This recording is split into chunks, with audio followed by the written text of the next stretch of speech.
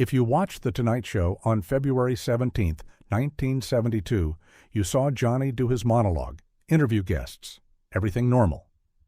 What you don't remember, because most people blocked it out, was the moment someone shouted a racist slur from the audience.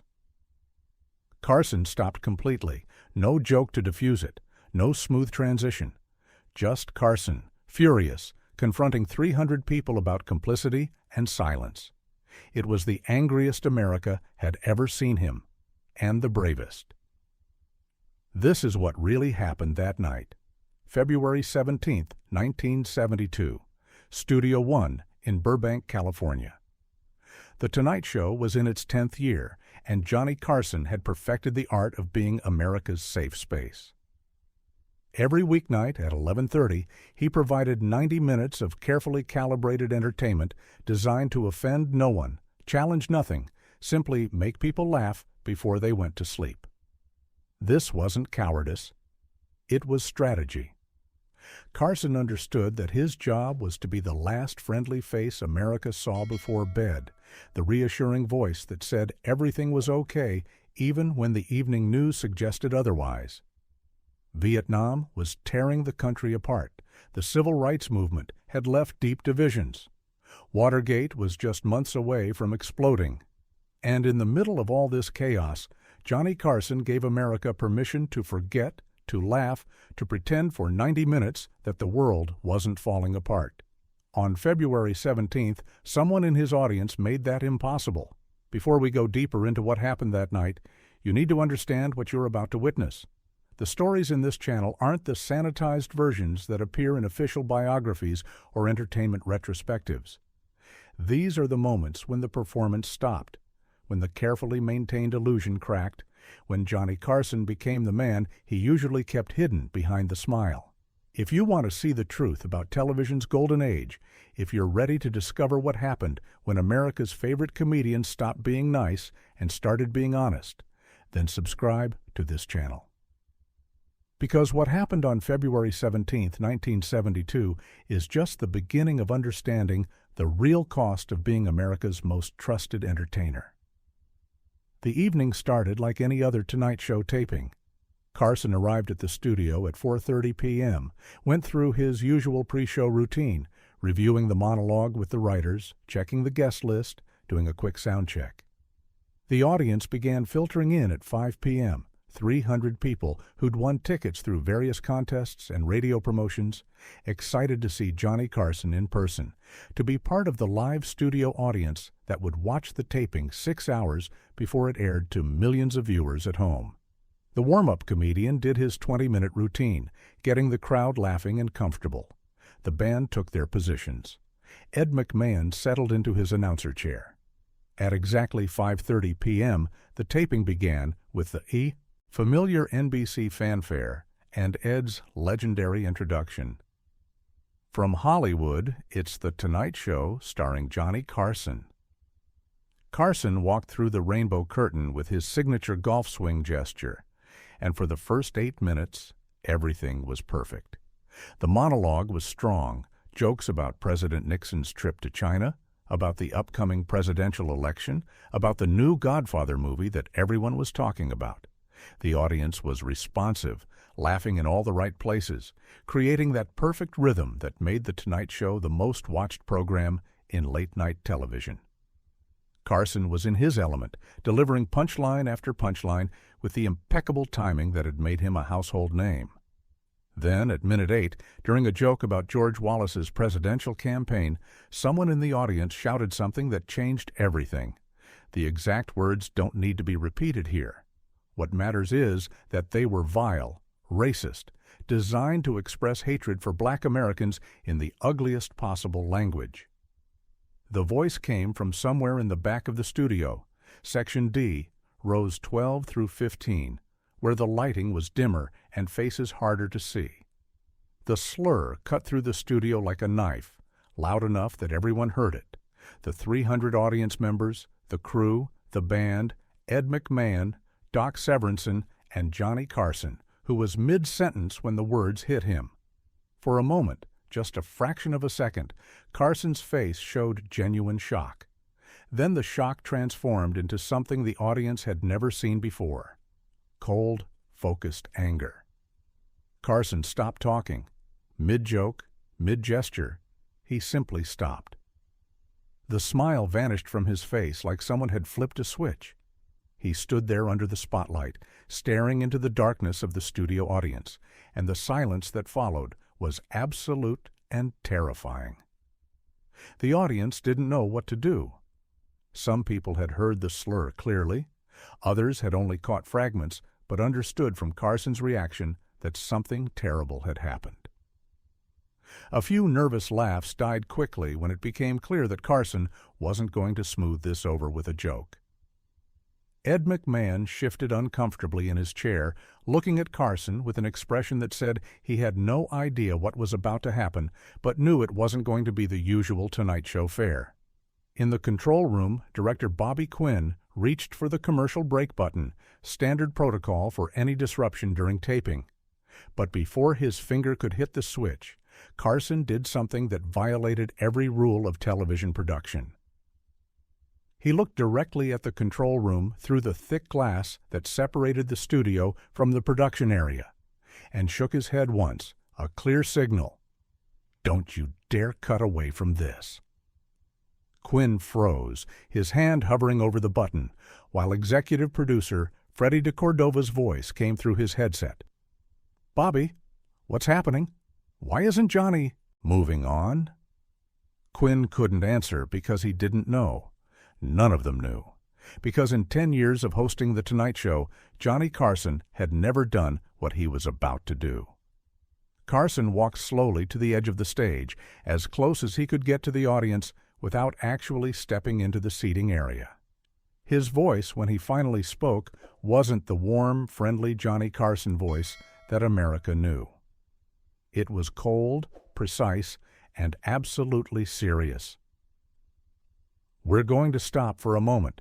Someone in this audience just shouted something that I'm not going to repeat, but all of you heard it. And we need to talk about what just happened, because I'm not going to pretend it didn't happen. I'm not going to make a joke about it.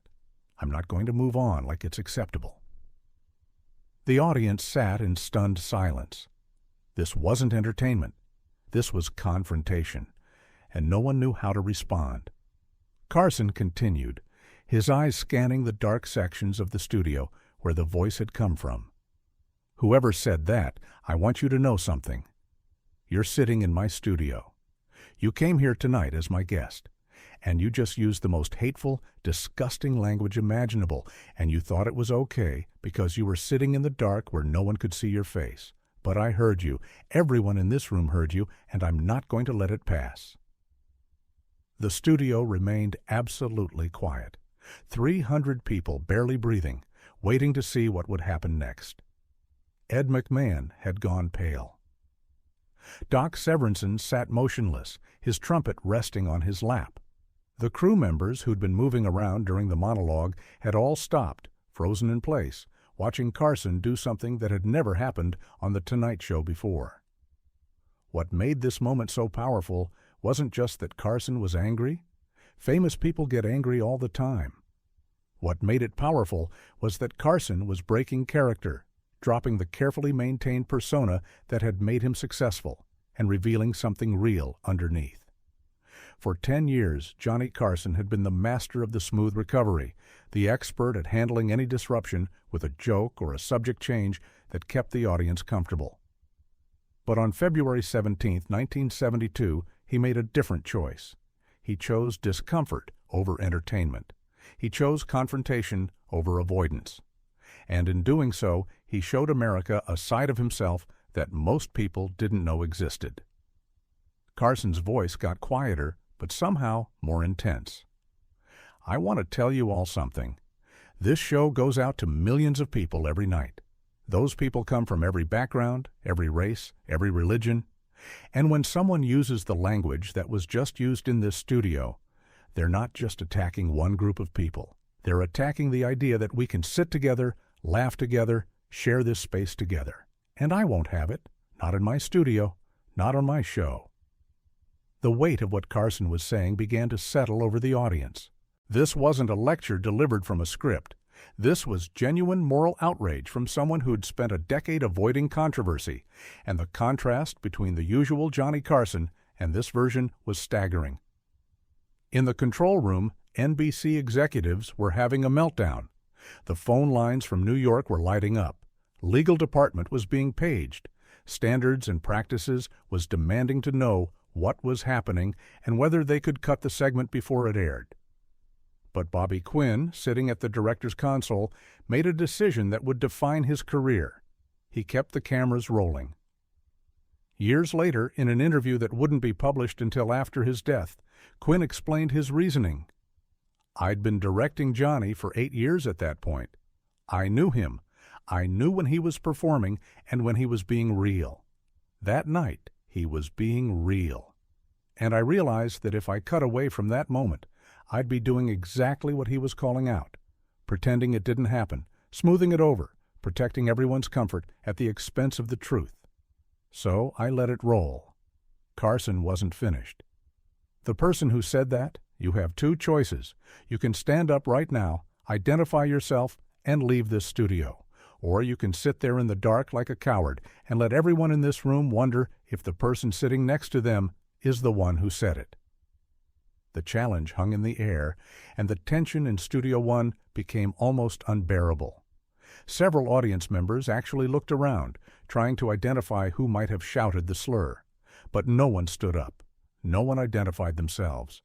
The cowards stayed hidden in the darkness, and Carson let the silence stretch for a full 10 seconds before continuing. "Fine, you want to stay hidden. That tells me everything I need to know about you. But I want everyone else in this audience to understand something. Your silence right now, your discomfort, your wish that I would just move on and tell another joke, that's complicity.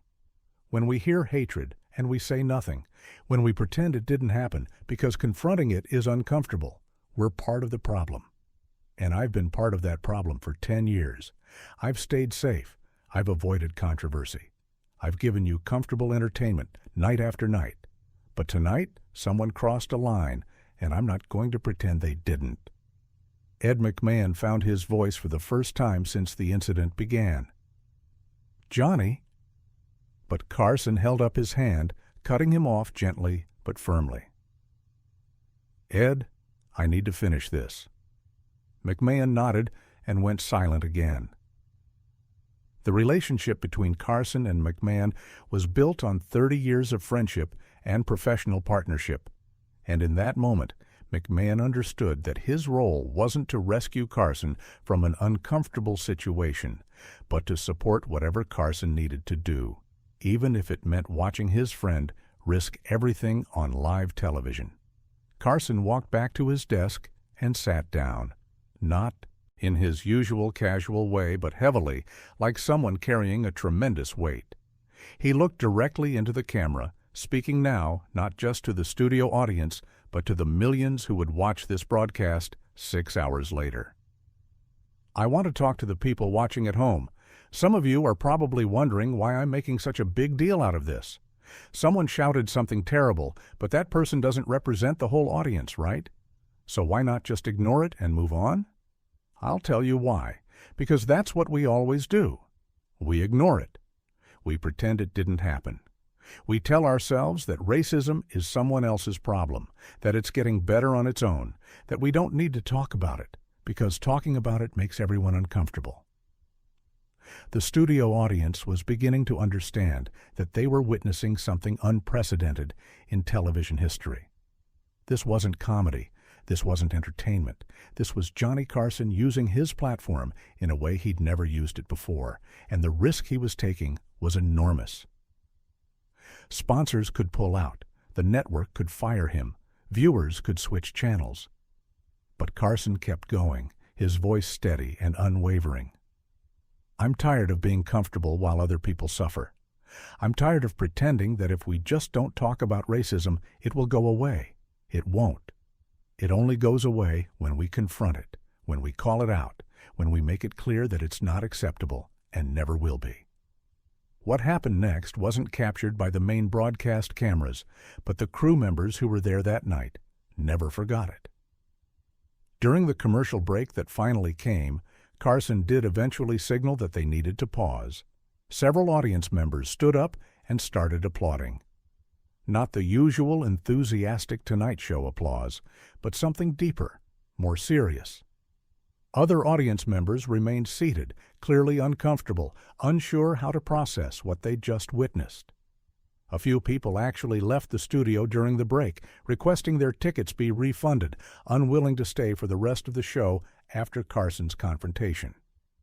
But most people stayed, and when the taping resumed, something fundamental had shifted in the energy of the room. Carson didn't return to his prepared monologue. He didn't interview the scheduled guests as planned. Instead, he spent the next 40 minutes in conversation with the audience and, by extension, with America. He talked about growing up in Nebraska, about the casual racism he'd witnessed and participated in without questioning it. He talked about his time in the Navy, about the black sailors he'd served with, and how it had opened his eyes to realities he'd never had to confront before. He talked about his responsibility as someone with a platform, about the choice between using that platform to maintain comfortable entertainment or to occasionally challenge the audience to think about difficult things. The guests who'd been scheduled for that night, actress Angie Dickinson and comedian George Carlin, were brought out, but instead of the usual promotional interviews and comedy bits, Carson engaged them in serious conversation about race, responsibility, and the role of entertainers in addressing social issues. Carlin, who'd built his career on challenging social norms through comedy, later said that the February 17th episode was the first time he'd seen Carson drop the nice guy persona completely and reveal the complicated, thoughtful person underneath. Dickinson spoke about her experiences in Hollywood, about the casual racism she'd witnessed on film sets, about the ways the entertainment industry reinforced stereotypes and exclusion. The episode that aired 6 hours later at 11:30 p.m. Pacific Time was unlike anything The Tonight Show had ever broadcast. NBC's legal department had reviewed every second, terrified of lawsuits or FCC complaints. Several major sponsors threatened to pull their advertising. Conservative commentators condemned Carson for bringing politics into entertainment. But the network made the decision to air the episode largely intact, with only minor edits to remove the most explicit language from the audience members' shout. The response was immediate and overwhelming. NBC's switchboard received over 8,000 calls in the first 2 hours after broadcast, the highest volume in the network's history at that time. But the calls weren't what NBC executives expected. They weren't complaints about Carson bringing controversy into their living rooms. They were thank you calls. From black viewers who'd never felt seen by mainstream entertainment before. From white viewers who'd been looking for permission to talk about racism with their families and friends. From parents who wanted to show their children that standing up to hatred mattered more than being comfortable. From teachers who recorded the episode and planned to show it in their classrooms. The network received over 30,000 letters in the weeks following the broadcast, and the ratio of support to criticism was nearly 9-1. What most viewers didn't know was the personal cost Carson paid for that moment of moral courage. 3 major sponsors did pull their advertising from The Tonight Show, costing NBC millions in revenue. Carson received death threats, some credible enough that the network hired additional security. Conservative groups launched letter-writing campaigns demanding his firing. And Carson himself struggled with what he'd done, wondering if he'd crossed a line, if he'd betrayed his responsibility to be America's comedian rather than America's conscience. Ed McMahon later said that in the days following the February 17th episode, Carson was more uncertain and self-doubting than McMahon had ever seen him. But something else happened too. Black performers who'd struggled to get bookings on mainstream television shows started receiving invitations to appear on The Tonight Show. Carson began using his platform more intentionally to showcase diverse talent, to challenge assumptions, to occasionally choose discomfort over entertainment when it mattered. He didn't become an activist or a political figure. That was never who Carson was. But he stopped hiding behind the excuse that entertainment should never challenge its audience. He started believing that sometimes, maybe rarely, but sometimes, the most important thing you can do is stop the show and tell the truth. The person who shouted the racial slur was never identified publicly. Several audience members later told researchers that they'd figured out who it was, a middle-aged man sitting in Section D, Row 13, but by the time anyone thought to confront him directly, he'd left the studio during the commercial break and disappeared into the Los Angeles night. He was never charged with any crime because shouting offensive language, while morally reprehensible, isn't illegal. He was never banned from NBC properties because no one could definitively prove his identity. He simply vanished, leaving behind only the echo of his hatred and the reaction it provoked from Johnny Carson. The February 17th episode became a touchstone in television history, referenced in journalism school courses about the responsibility of media figures, in sociology classes about racism and complicity, in discussions about the role of entertainment in addressing social issues. Clips from Carson's confrontation were used in documentaries about the civil rights era, about the evolution of television, about the complicated legacy of mainstream entertainment's relationship with race. But beyond the academic analysis and historical significance, the episode mattered because it showed millions of Americans that their favorite comedian, the safe face they welcomed into their homes every night, believed that some things were more important than keeping everyone comfortable. Carson never publicly discussed the February 17th episode in detail. When interviewers brought it up in later years, he would deflect with humor or give brief, non-specific answers about believing in treating people decently. But those who knew him well said the episode changed something fundamental in how Carson saw his role. He became more willing to take risks, more conscious of his platform's power, more aware that staying safe and avoiding controversy was itself a political choice with consequences. He didn't become a different person. He was still Johnny Carson, still the master of late-night comedy, still someone who valued laughter above almost everything.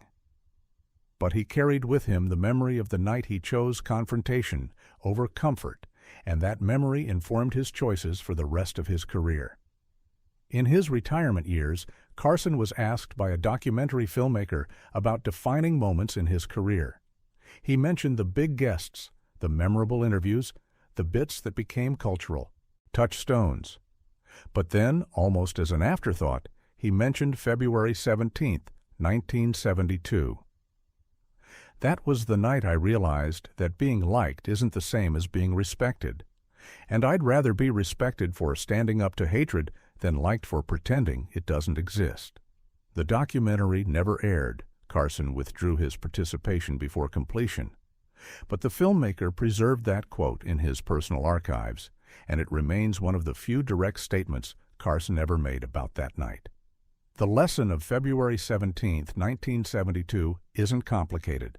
It's not about television or comedy or the specific dynamics of race relations in 1970s America. It's simpler and more universal. There are moments when staying comfortable is complicity, when avoiding confrontation is enabling hatred, when the kindest thing you can do is make people uncomfortable by telling the truth. Johnny Carson spent 10 years building a career on being America's nice guy, the comedian who never challenged anyone, the safe space where everyone could laugh. But on one February night, someone crossed a line, and Carson made a choice.